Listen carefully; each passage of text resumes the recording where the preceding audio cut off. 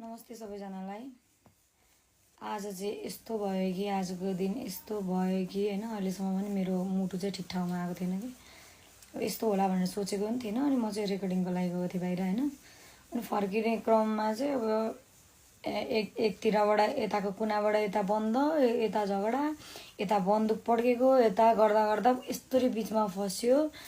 त्यस पछाडिको झन् त्यो यस्तो भएको कि मलाई आँखे अगाडि त्यो कुटपिट, आँखे अगाडि भाग्दा भाग्दा म त एउटा सटरभित्र छिरेर धन्न आज मलाई केही भएन। तर त्यो निर्दोष जनताहरूले कुटाइ खाएको, गोली खाएको, आँखा अगाडि त्यो घर फुटाएको, घर जलेको, लास्टमा लस हुने भनेको चाहिँ जनतालाई नै हो खासमा हैन।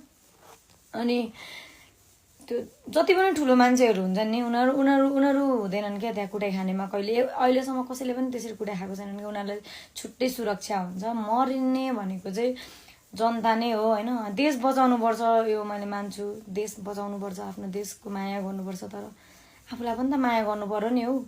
आफू चाहिँ मर्नु, आज कतिजनाको ज्यान गयो, आज के भयो। अनि यो आन्दोलन गर्दाखेरि पनि है कस्तो एग्रेसिभ क्या म त त्यो देखेर यस्तो भइरहेछ, टाउको नै दुखिरहेछ है आफ्नो देशको हालत देखेर। अनि त्यसपछि मान्छेहरूको हालत देखेर मलाई फेरि के भनौँ के गरौँ भइरहेछ क्या। म कसरी बाँचेर आएँ, म आज बाँच्छु जस्तो पनि लागेको थिएन क्या। कहाँ केले लागेर म मर्छु जस्तो भएको थियो। त्यही भएर प्लिज ज्यान चाहिँ बचाउँ है पहिला।